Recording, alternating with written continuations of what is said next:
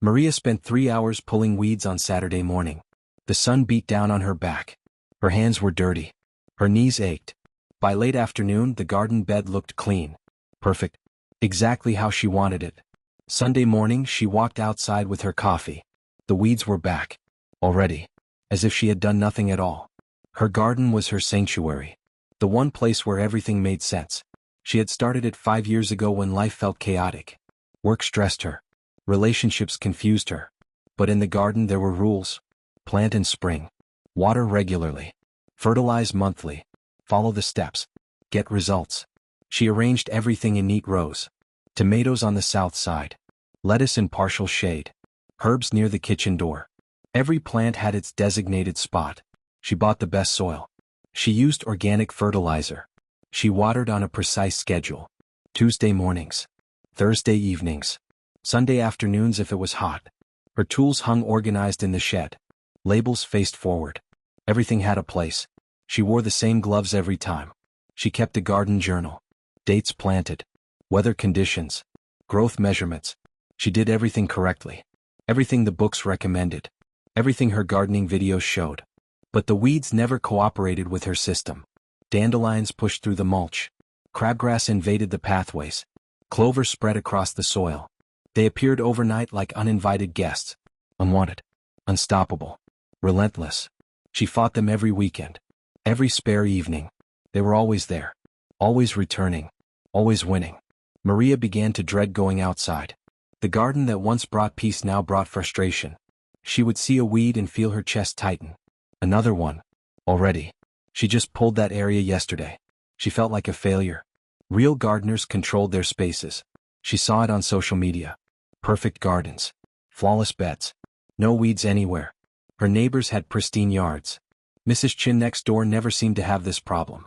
Neither did the Robinsons across the street. Their gardens looked like magazine photos. What was Maria doing wrong? She worked harder than anyone. She spent more time weeding than actually enjoying the garden. She bought special tools. She researched techniques. She tried different approaches. Nothing worked. The weeds kept coming. They seemed to grow faster than her vegetables. Stronger than her flowers. She pulled them out by the roots. They grew back angrier. More determined. It made no sense. She was giving the good plants everything they needed. Water. Nutrients. Care. Attention. Yet the weeds thrived with nothing. No help. No care. Just pure, stubborn existence. The unfairness of it consumed her thoughts. She started resenting the garden. This thing she built for joy had become a source of shame. She stopped inviting friends over. She made excuses when neighbors asked about her plants. She felt defeated by something so small, so seemingly simple. Just weeds. But they represented something larger. Her inability to control. Her failure to achieve perfection. Her exhaustion from fighting battles that never ended. Maria decided to get serious. She would win this war. She bought chemical weed killer. The kind that promised total elimination. She sprayed carefully. Following directions exactly. The weeds turned brown. Withered. Died within days. Victory. Finally. But 2 weeks later she noticed her marigolds looked sick. The edges of her tomato leaves had brown spots. She researched frantically. Chemical damage. The poison had spread beyond the weeds. It had touched the plants she loved. She felt sick. She had hurt her garden trying to save it. She tried a different approach. Physical barriers. She laid down thick landscape fabric. Cut precise holes for her plants. Covered everything with fresh mulch. 3 inches deep. The tutorial said this would stop weeds completely. For 2 months it worked. Her garden looked professional. Clean. Controlled. Then she noticed something. The fabric trapped moisture underneath. Her tomatoes developed root rot. The restricted airflow created fungal problems. And somehow, impossibly, weeds found the tiny gaps around her plants. They squeezed through the fabric holes. They pushed up through the mulch. More determined than ever. She removed the fabric. Started over. This time she tried timing. Prevention. She read that pulling weeds before they seeded was the key. She went out every morning at dawn. Before work. Before coffee. She pulled every tiny sprout she found. She was vigilant. Obsessive. It worked for a while. But it required constant attention. Every single day. No breaks. No vacations. The moment she missed a morning, the weeds exploded. They grew faster when she wasn't looking. Multiplied overnight. She couldn't sustain this pace. Her back hurt. Her hands cramped. She was exhausted. One Saturday Maria committed fully. The entire day. No phone. No distractions. Just her and the weeds. She started at sunrise. She pulled. She dug. She removed roots. She worked through lunch. Through the afternoon. She pulled until her fingers bled. Until the sun set. The garden was immaculate. Not a single weed visible. Perfect. She went inside feeling accomplished. Sore but satisfied. Finally. Sunday morning she looked out her kitchen window while the coffee brewed. There, bright and bold among her tomatoes, was a fresh dandelion. Its yellow head mocked her. The following weekend, you couldn't tell she had spent an entire day clearing the beds. The garden had reset. The weeds had won again. Maria sat down right there in the dirt. Not on her gardening stool. Just sat. She was too tired to care about her clean clothes. Too defeated to stand. She stared at the dandelion that had sparked this latest wave of frustration. It stood tall near her best tomato plant. Bright yellow flower. Thick green leaves. Proud. Unapologetic. She reached out to pull it. Her hand wrapped around the stem. But something made her stop. She looked closer. Really looked. The stem was thick as her thumb. Strong. The leaves were vibrant. Healthy. Perfect. This thing was thriving. Not just surviving. Thriving. It grew in terrible soil. She had never amended this spot. Never added compost or fertilizer. It received no special care. No careful watering. No attention whatsoever. Yet here it stood. Robust. Vigorous. More alive than some of her carefully tended plants. The roots went deep. She had pulled this type before. She knew how far down they went. How hard they were to extract completely. That depth meant stability. Access to water she couldn't provide. Nutrients from layers below. This weed had figured out how to succeed without perfect conditions. Without help. Without someone managing its existence. Maria sat there for a long time. Her coffee grew cold on the porch. Her to-do list waited. But something shifted in her mind. A crack in her thinking. The weed wasn't weak. That's what she had always assumed. Weeds were inferior plants. Mistakes. Problems to fix.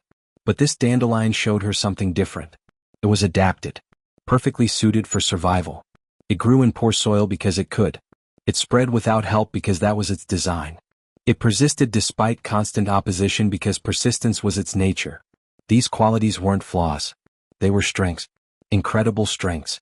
This plant possessed capabilities her pampered vegetables didn't have. Resilience. Adaptability. Self-sufficiency. The ability to thrive under pressure. She had been seeing weeds as enemies.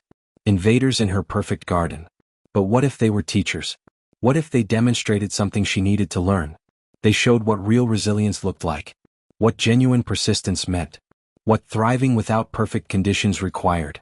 Her garden was built on control. Everything managed. Everything scheduled. Everything dependent on her constant intervention. But the weeds operated differently. They cooperated with nature rather than demanding nature cooperate with them. They adapted to conditions rather than requiring perfect conditions. They succeeded by working with what existed, not by fighting reality. Maria thought about her life beyond the garden. How much energy she spent trying to control everything. Making perfect plants. Getting frustrated when reality didn't match her vision. Fighting against circumstances instead of adapting. Exhausting herself trying to eliminate every problem. The parallels were uncomfortable. Clear. Maria left the dandelion standing. She stood up. Brushed off her pants. She didn't pull it. Didn't spray it. Just left it there. Existing. The decision felt strange. Wrong somehow. Against everything she had been doing. Over the next week she watched it. Really observed it. She saw bees visiting the bright yellow flower. 3 different types in one afternoon. They gathered pollen. The flower provided food. Her neat, weed-free garden never attracted this much bee activity. She noticed the thick taproot broke up the compacted soil around it. The ground near the dandelion was looser. More friable. Earthworms worked that area more than others. The weed was improving the soil structure without her effort. When the flower went to seed, she watched the white puffs scatter in the wind. Each seed attached to a perfect parachute. Efficient. Brilliant design. Nature's engineering. She had always seen this as the problem. Spreading. Multiplying. But now she saw it as success. Persistence. Life continuing. She started researching. Hours on her laptop. She learned dandelion leaves were edible. nutritious, high in vitamins. The roots had medicinal properties. People paid money for dandelion tea. This thing she had been poisoning was valuable. Used intentionally in many cultures. She researched other weeds in her garden. Clover fixed nitrogen in the soil. It fertilized naturally. Plantain drew up minerals from deep in the ground. Made them available to shallow-rooted plants. Chickweed indicated good soil moisture. It was a living sensor. Her perspective cracked further. Then shattered. Not everything unwanted was bad. Not everything she had been fighting was actually a problem. Some of these weeds were beneficial. Some were neutral. Some were actually helping her garden in ways she hadn't understood. Maria changed her approach gradually. Not overnight. She still tended her garden. Still planted. Still watered. Still cared. But she stopped treating it like a battlefield.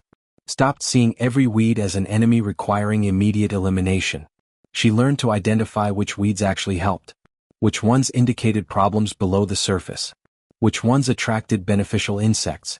She started pulling selectively. Dandelions near paths where they looked messy? Remove them. Dandelions breaking up hard soil near her tomatoes?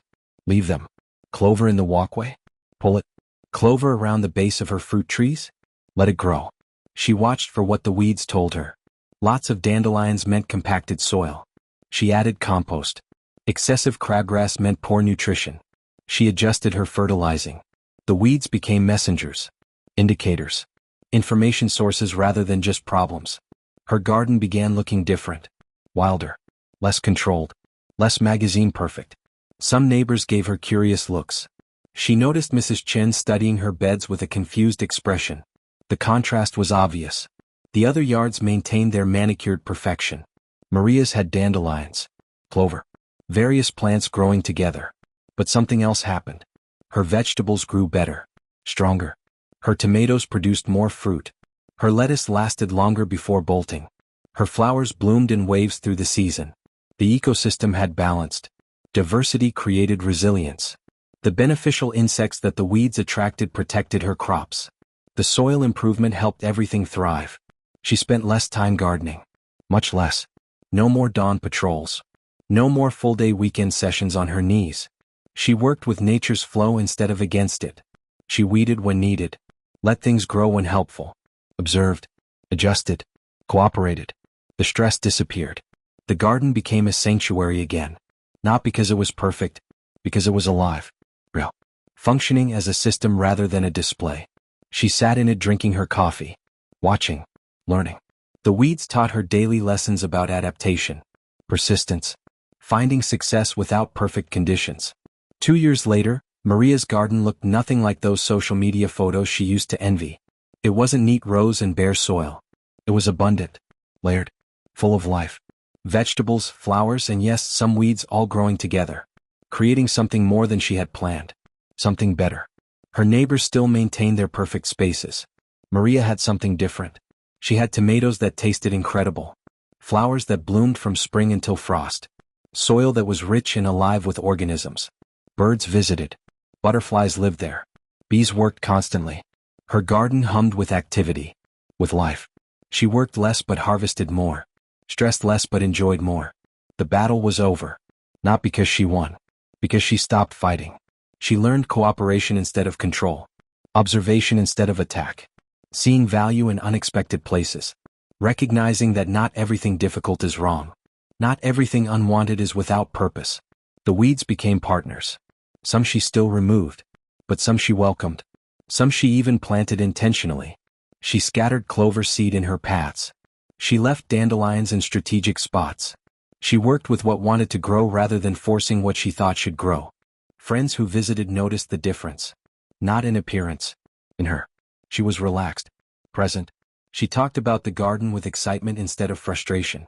She showed them the dandelions and explained their benefits. She pointed out the clover and discussed nitrogen fixing. She taught them what she had learned. Many started changing their own approaches. The transformation spread beyond her fence. Maria learned this. Resistance creates exhaustion. Constant fighting drains your energy and solves nothing. Acceptance creates wisdom. When you stop battling reality, you start learning from it. What you fight against often has something to teach. The very thing causing you frustration might be showing you a better way. Not everything unwanted is without value. The things you judge as problems might be solutions you don't recognize yet. Not everything difficult is wrong. Sometimes difficulty is nature's way of teaching adaptation, strength, growth. Sometimes the problem isn't the weed. It's your perspective on it, your belief about how things should be, your attachment to control and perfection. The real issue isn't what's growing in your garden. It's your relationship with what's growing there. Nature doesn't make mistakes. It adapts. It persists. It thrives despite conditions. Every plant has its place. Every challenge has its purpose. Everything that exists has found a way to exist for a reason. And so can you. When you stop trying to control everything, you discover something unexpected. Peace. Not the peace of perfection. The peace of accepting what is, working with it, learning from it, growing alongside it. That's where real transformation happens. Not in the fighting. In the surrender. Not in the resistance. In the cooperation. Not in the perfection. In the messy, wild, abundant reality of life as it actually is. Which part of Maria's story resonated with you most? Share in the comments below. And if you want more motivational stories that help you see life differently, subscribe and turn on notifications. Remember, your story is in your hands. It's time to take control and make it extraordinary.